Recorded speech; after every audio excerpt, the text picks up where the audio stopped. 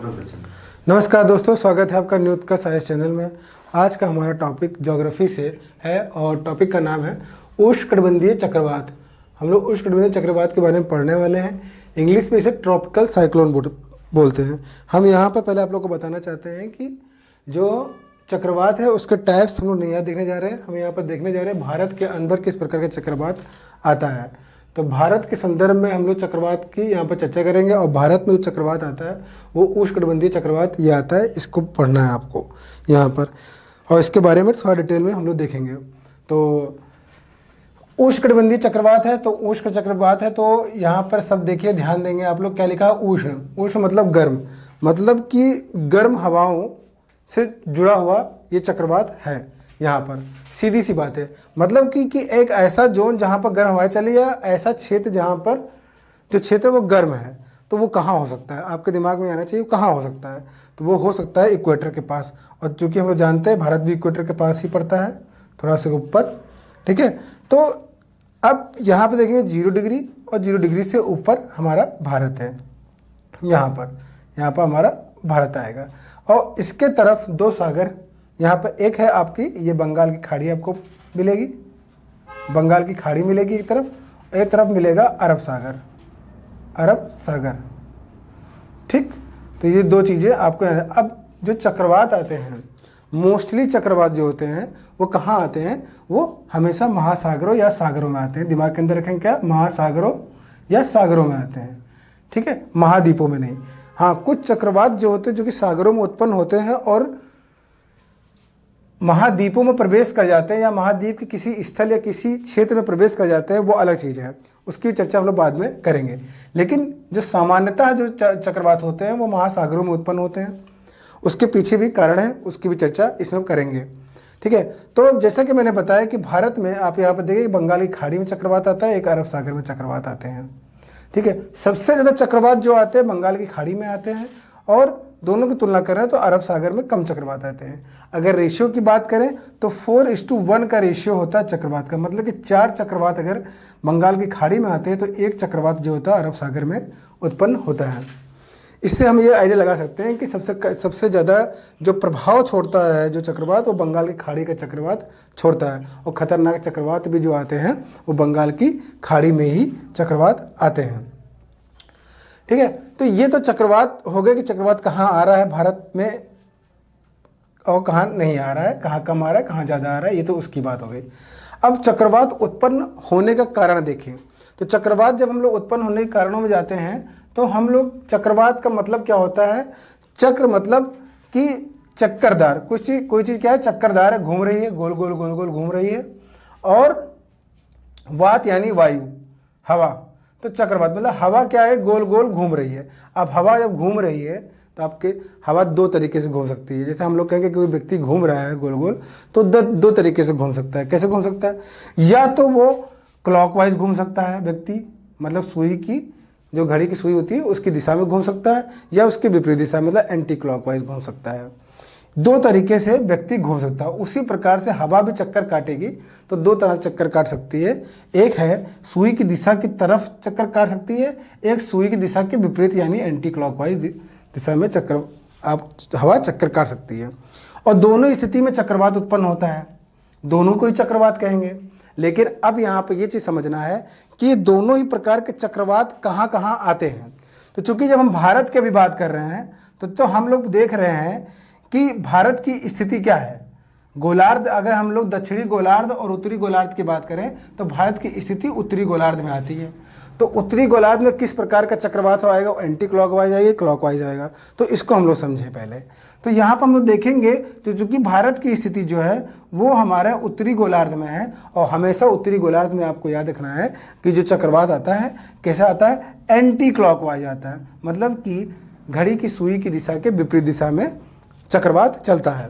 अब ये तो याद करने वाली चीज़ आपने याद कर लिया कि हाँ ठीक है एंटी क्लॉकवाइज है, लेकिन एंटी क्लॉकवाइज क्यों है? या कहीं जो चक्रवात आ रहा है वो क्लॉकवाइज क्यों है?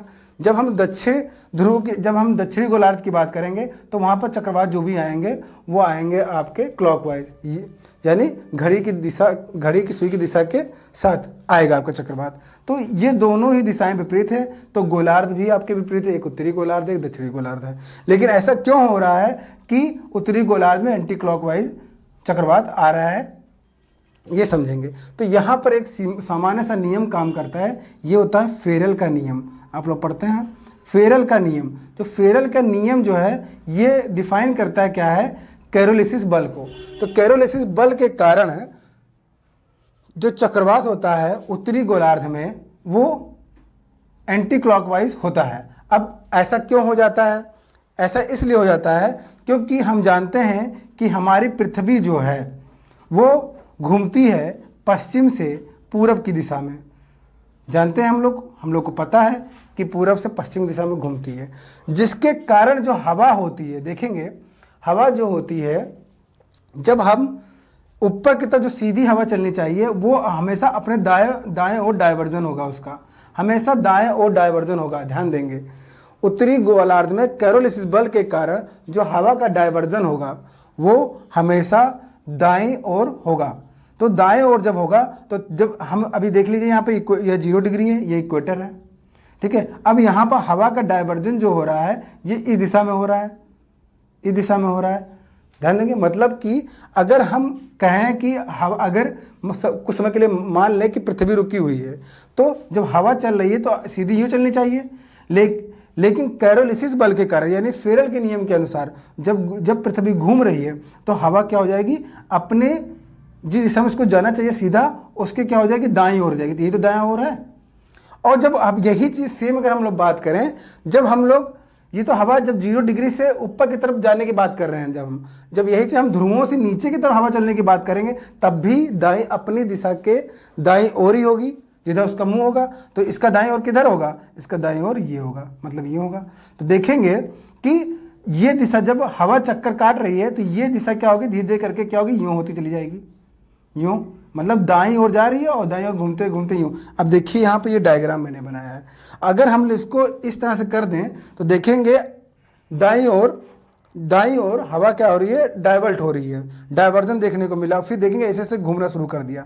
अब ये घूमना भी शुरू कर दिया, हवा घूमना शुरू कर रही है, तो घूमना तो उसका एक केंद्र बिंदु भी होगा। तो केंद्र बिंदु कैसा होगा, केंद्र बिंदु पे हमेशा ध्यान देंगे 2 कंडीशंस होंगी, क्योंकि हवा उस केंद्र बिंदु के चारों तरफ घूमना शुरू कर दिया है। तो शुरू कर दिया तो केंद्र बिंदु पे पहला नंबर तो हाई टेम्परेचर होगा, और जब हाई टेम्परेचर होगा तो प्रेशर कैसा होगा, लो होगा, तो लो प्रेशर होगा। सो सेंटर में लो प्रेशर होगा, हाई टेम्परेचर होगा, और उसके चारों तरफ हवा घूमना शुरू कर देगी, यानी एंटी क्लॉक वाइज हवा घूमना शुरू कर देगी।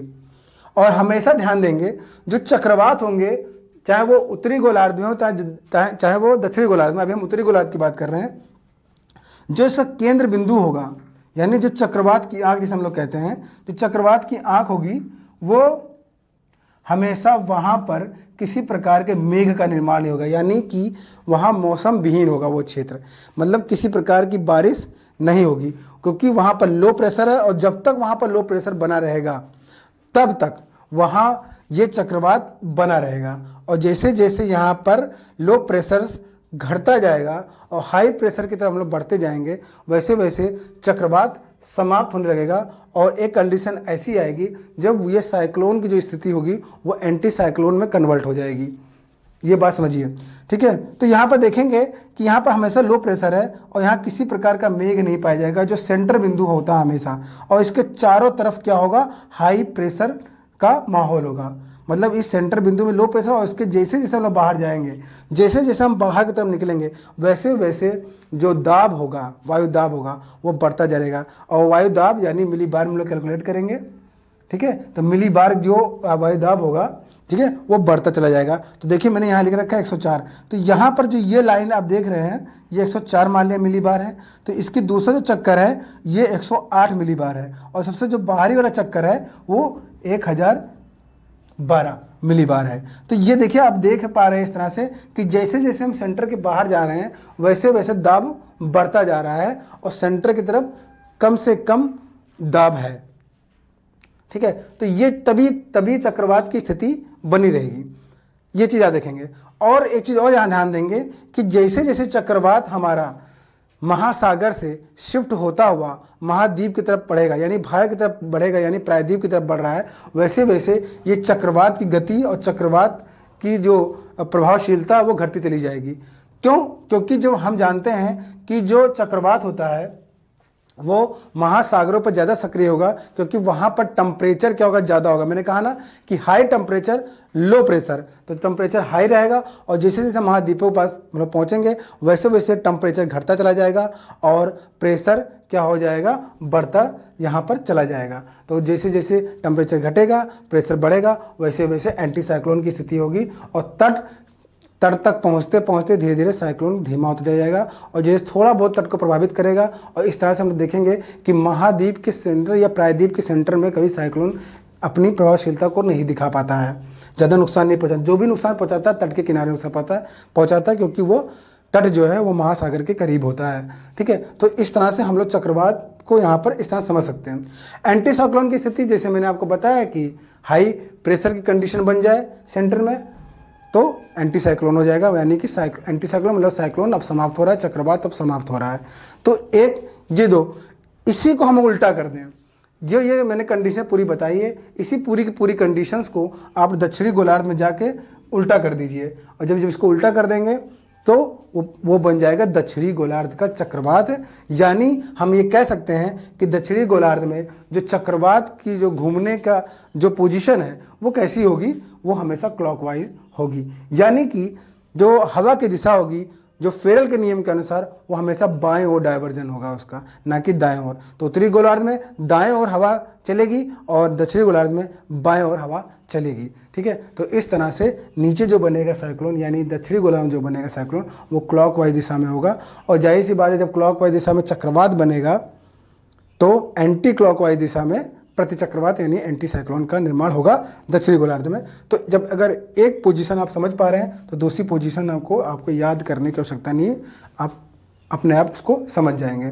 तो चलिए अब आइए पूरी थ्योरी को और डिटेल में देख लेते हैं, जो फैक्चुअल डिटेल है उसको देख लेते हैं जल्दी से। तो हमने क्या कहा, अब पूरी चक्रवात आप समझ गए। यहाँ पर चूँकि हम भारत की बात कर रहे हैं, प्रायद्वीपीय भारत की बात कर रहे हैं, उसके अगल बगल के सागरों की बात कर रहे हैं, तो हम यहाँ पर देखेंगे जो चक्रवात होगा यानी जो उष्णकटिबंधीय चक्रवात आ रहा है वो हमेशा 30 डिग्री उत्तर अक्षांश और 30 डिग्री दक्षिणी अक्षांश के बीच पाया जाता है। इस प्रकार का चक्रवात याद रखेंगे, तो दोनों ही अक्षांशों को याद करेंगे।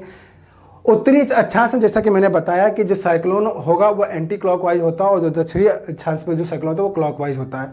हमेशा एक चीज़ और याद रखेंगे, जो साइक्लोन जो उष्णकटिबंधीय चक्रवात है इसका जो क्षेत्रफल होगा वो 500 से 1000 किलोमीटर इसका क्षेत्रफल होगा, पूरा एरिया कवर करेगी। इतने किलोमीटर का एरिया कवर करती है, मतलब 570 या 500 से अधिक होगा या तो 1000 के आसपास जाएगा।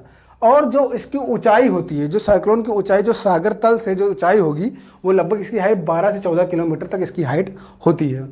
ठीक है, दूसरा देखेंगे। अब यहाँ पर एक चीज़ और समझने वाली चक्रवात में है कि चक्रवात आ रहा हो, चक्रवात को चक्कर घूमने के लिए जैसे व्यक्ति है, हम कह रहे हैं कि आप घूम जाइए, तो घूमने के लिए आप कैसे घूमेंगे, आपको उसके लिए ऊर्जा की ज़रूरत होगी। जब अगर आप खाना पीना नहीं खाएंगे तो आप घूम भी नहीं सकते, कोई कार्य नहीं कर सकते। हम घूमने की बात कर रहे हैं, तो आप घूम तो सकते नहीं, जब आपके पास एनर्जी नहीं होगी तो आप घूम नहीं सकते। उसी प्रकार से साइक्लोन को भी एनर्जी की आवश्यकता होती है जो घूमने के लिए, तो उसको वो ऊष्मा कहाँ से मिलने वाली है, तो देखेंगे जो उष्णकटिबंधीय चक्रवात होती है उसको जो ऊष्मा मिलती है वो जल वाष्प की संघनन प्रक्रिया होती है, उससे छोड़ी गई गुप्त ऊष्मा के कारण होती है। तो गुप्त ऊष्मा मैं अभी आपको डिफाइन कर दूंगा, फिलहाल आपको यहाँ पे याद करना ये है कि संघनन की जब प्रक्रिया संपन्न होती है यानी जो गैसीय अवस्था होती है पानी की, जब वो बूंदों में कन्वर्ट हो रही होती है, जो जल वाष्प होती है जो बूंदों में कन्वर्ट होती है तो अपनी गुप्त ऊष्मा को रिलीज करती है। उसी गुप्त ऊष्मा को प्राप्त करके साइक्लोन घूमना शुरू कर देता है। वो ऊष्मा कहाँ से मिल रही है, वो गुप्त ऊष्मा से मिल रही है। ठीक है, तो ये याद रखेंगे और हमेशा याद रखेंगे कि जो जल वाष्प और ये जो संघनन की प्रक्रिया जो यहाँ पर आप लोग को देखने को यहाँ पर मिल रहा है, ये यहाँ पर अक्सर जो होता है 0 डिग्री अक्षांश के आसपास के एरिया में होगी, क्योंकि यहाँ पर सबसे ज़्यादा समय तक और ज़्यादा हीट प्राप्त करता है सागर। ठीक है ना, कहाँ पर, इक्वेटर पे। ठीक है। तो इक्वेटर पे जब हीट ज़्यादा प्राप्त करेगा तो वहाँ जलवाष्प बनने की प्रक्रिया भी बहुत तेज होगी और जलवाष्प ज़्यादा होगा भी, और जलवाष्प जब बनेगा और जब संघनन की प्रक्रिया जब कंप्लीट जब होगी तो वो और गुप्त ऊष्मा भी ज़्यादा रिलीज करेगा। तो एक कारण ये भी है कि उसको गुप्त ऊष्मा सबसे ज़्यादा कहाँ प्राप्त होगी, तो वो होगी इक्वेटर के पास का क्षेत्र या इक्वेटर के आसपास का जो अक्षांश होता है, ना कि ध्रुवों पर, क्योंकि ध्रुवों पर जलवाष्प ज़्यादा नहीं बनेगा तो साइक्लोन भी वहाँ पर कम ही आएंगे या खतरनाक साइक्लोन कम ही आएंगे। ठीक है। अच्छा, उत्पन्न होने के प्रारंभिक कारक क्या होते हैं, इसको भी देख लें। मैंने बताया उष्ण एवं आर्द्र वायु की सतत उपलब्धता होनी चाहिए, मतलब कि गर्म हवा होनी चाहिए और हवा भी कैसी होनी चाहिए, आर्द्र होनी चाहिए, यानी नमीपूर्ण होनी चाहिए। तो जैसा मैंने ऊपर बताया कि अगर जलवाष्प है तो नमीपूर्ण होगा ही, तो ये कंडीशन फुलफिल करता है। दूसरा क्या होता है, तीव्र कैरियोलिसिस बल होना चाहिए जो कि फेयर के नियम को अनुसरण करता हो। चक्रवात केंद्र के निम्न दाब को भरने ना दे, अगर जितना तेज कैरियोलिसिस बल काम करेगा उतना ही चक्रवात का जो मिडिल जो चक्रवात की आंख है, जो केंद्र बिंदु वो फिलअप नहीं हो गया। अगर वो फिलअप हो गया तो चक्कर घूमना बंद हो जाएगा। ठीक है। तो जब अगर कैरियोलिसिस बल कम होगा, यानी कैरियोलिसिस बल कहाँ कम होगा, तो मैंने आपको बताया कि जहाँ पर 0 डिग्री इक्वेटर जहाँ होता है वहाँ पर कैरियोलिसिस बल कम होता है। जैसे जैसे हम 0 डिग्री के ऊपर जाते हैं वैसे वैसे कैरियोलिसिस बल क्या होता है, अधिक होता चला जाता है। तो ये भी एक कारण है। ठीक है। तो हम ये कह सकते हैं कि जो चक्रवात की स्थिति है, मैंने जैसा बताया कि 30 डिग्री उत्तर 30 डिग्री दक्षिणी अक्षांश के आसपास पाया जाता है, तो बिल्कुल 0 डिग्री के आसपास चक्रवात नहीं बनेगा, क्योंकि वहाँ पर कोरियोलिसिस बल नहीं ना के बराबर होता है या बहुत कम होता है, तो चक्रवात नहीं बन सकता वहाँ पर। ये एक कहाँ पर, इक्वेटर पे, ये भी याद रखेंगे यहाँ पर।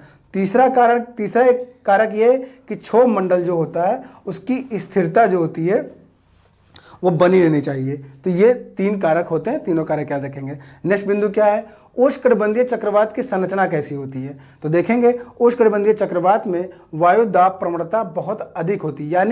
यानी देखेंगे यहाँ पर जो मैंने ये गोला बना रखा है, जो चक्कर बना रखा है, वो हर एक बिंदु जैसे एक चक्कर से दूसरे चक्कर में प्रवेश करते हैं तो जो मिली बार में जो दाब अब कैलकुलेट कर रहे हैं इसकी जो डिफरेंस होता है वो हमेशा अधिक होना चाहिए। जैसे कि यहाँ पे 104 मिली बार है तो 108 मिली बार है, 108 मिली बार भी 112 मिली बार है। अगर पॉइंट में अंतर होगा या कुछ एक ही डिजिट में अंतर हो रहा है तो समझ लीजिए कि वायु दाब प्रवणता कम है। ठीक है। तो वायु दाब प्रवणता अगर अधिक नहीं होगी तो चक्रवात भी नहीं आएगा, तो ये भी ध्यान देंगे यहाँ पर।